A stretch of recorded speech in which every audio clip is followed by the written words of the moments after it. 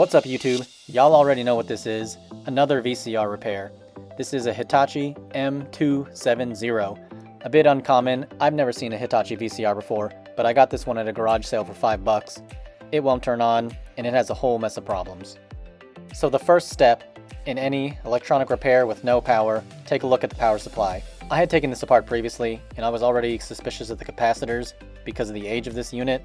When I take out my digital multimeter and try to measure the capacitance, I get 0. And I switch over to my LCR meter and the ESR is measuring over 566 ohms.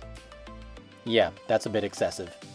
A lot of these old PCBs have this corrosive glue that's on them, and I'm trying to scrub and scrape as much as I can before I start the desoldering process. I take the LCR meter and I start probing other capacitors and see if I can find other ones that are also high in the ESR. This is my solder sucker. A bit expensive, but well worth the money. It has a soft silicone tip that really helps you buddy up against the iron to suck up the solder.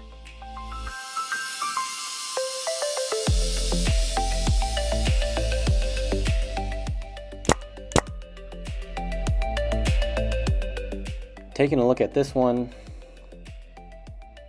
yeah, it's well over the ESR that it should be, so going to replace that. Next, I'm searching for other capacitors that could be bad. This is a bit of a trial and error process, pulling them out, checking them out of circuit, and seeing if they're actually bad.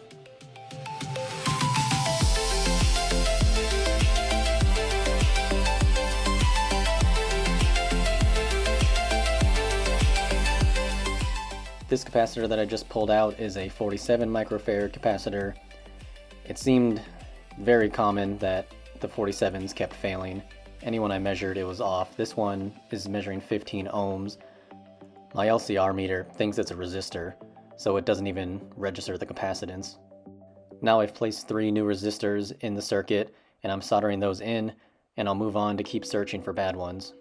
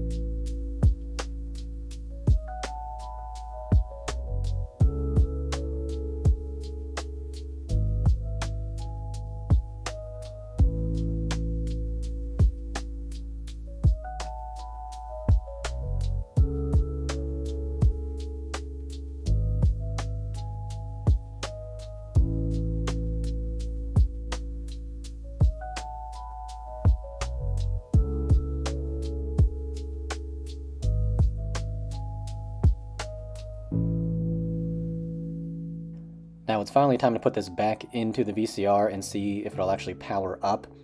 I didn't touch some of the capacitors that are underneath the heat sinks because it was hard to get to, but we'll see if I have to revisit that in a minute. And I'm going to add my exhaust fan just in case I flipped any polarity on the capacitors and they want to let loose.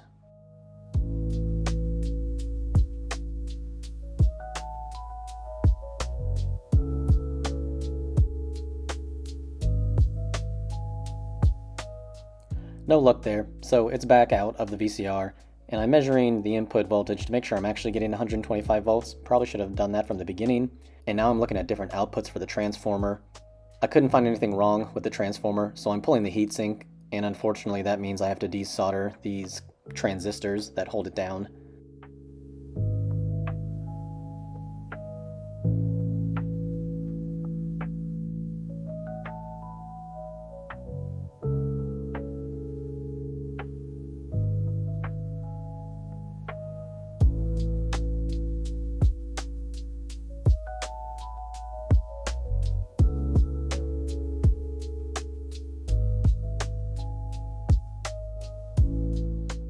I ended up finding this small 10 microfarad capacitor, and it measured a bit high, looking to be about 7 or so, and it shouldn't be that, maybe a third of that, so going to replace that. And the final capacitor I took a look at was this bulk capacitor, 2200 microfarad. LCR showed it reasonable for the ESR. The capacitance seemed low, so I took out the multimeter. That'll charge it with a DC signal and get the full capacitance. And that ended up being fine, so it went back in. I started to look over the main circuit board and eventually found that this capacitor was completely corroded.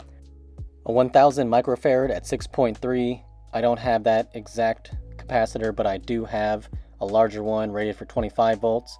You can always up the voltage on a capacitor. You should never go down. It might blow it out. And now I'm cleaning up the pads to get it ready. There was a good amount of corrosion, and as I'm cleaning the pads, I noticed that one of the pads is just destroyed from the corrosion. So we'll tack in the capacitor on one leg, and then I'm going to have to get creative with the other leg. Shout out to Long Gone Radio Shack. This little clamp is from Radio Shack, and it helps hold in components in the circuit board. I'm going to measure out this little wire I have. I'll solder it from the negative terminal to ground. I tested it with my multimeter, and the pad eventually does lead to ground.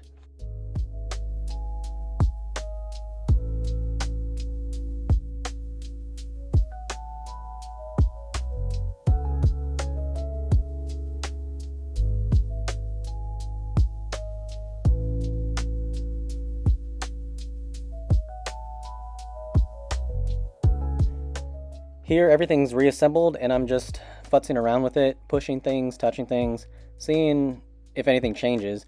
And as I put my hand in front of one of the sensors, it does in fact kick on. I snap my hand back and I'm excited because this is the first time it's turned on the entire time I've been messing with it. So I'm going to readjust the camera and we do see that the screen is on and it's showing something. But this was a short-lived victory. I couldn't get the VCR to consistently turn on without this trick right here. Hot air. I grabbed a hairdryer and heated up the circuit board. This can sometimes be useful. The heat encourages failing components to start working again. Through trial and error, I found the VCR consistently turned on if I focused the heat in the front of the board, so I started inspecting capacitors in that area. I took a few out and measured their ESR, and they all measured good, so they went back in and I was looking elsewhere for the problem. It didn't have all the pages, but it had enough that I could start poking around and looking for some voltages. But this initial investigation didn't prove very fruitful. I found voltages where they were supposed to be and couldn't really find what was wrong. And since I had it on at one point, I figured let's slap a tape in and see if it even plays. Maybe I'm wasting my time and there's multiple things broken with it. But it started just fine. Unspool the magnetic tape. I'll take a look at the TV, but it looks like it's playing.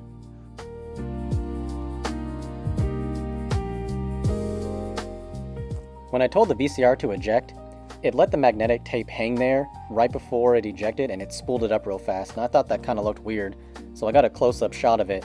It did it every time, so I guess maybe that's normal. But look here, the roller guides retract, and then the magnetic tape just kind of floats there for a minute. And right before the tape ejects, it spools it right back up. Looked kind of weird, but I guess it's fine. So again, if I focused hot air on the front, it seems like it would kick on every time. So I searched online about these old displays, and there's actually a heater inside. So I'm wondering potentially if the heater is broken and this can't turn on, does it affect the entire system? But it did consistently turn on once I focused heat on this. After looking at the board more, I saw a capacitor that was hiding right behind the display. So I took that out, measured it, and replaced it just in case maybe this is the last piece of the puzzle. But it was not. So instead, let's try to resolder every single connection on the display. Maybe something's wrong with it. I don't know at this point. And I thought that was it. The second I plugged it in, it turned on. We've got the display firing up. The VCR is ready to go. But no. The next day when I plugged it in, it did not turn on. So I reconsulted the service manual and I found that this transistor is in the power on circuit. When the unit's not on, this leg has 5 volts on it.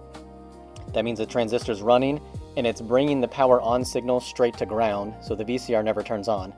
My thought was, what if we just remove this leg, I'll desolder it, it won't get the stay off signal, and it should turn on. So when I plugged it back in, I checked the leg that should be involved in power on signal, And we have 10 volts. 10.6. That is what the service manual says it should be to turn on. But is it on? No. And at this point, I just threw in the towel. I mean, I can't sell it this way. I can't tell the buyer that they need to always have a hairdryer around to get this thing running.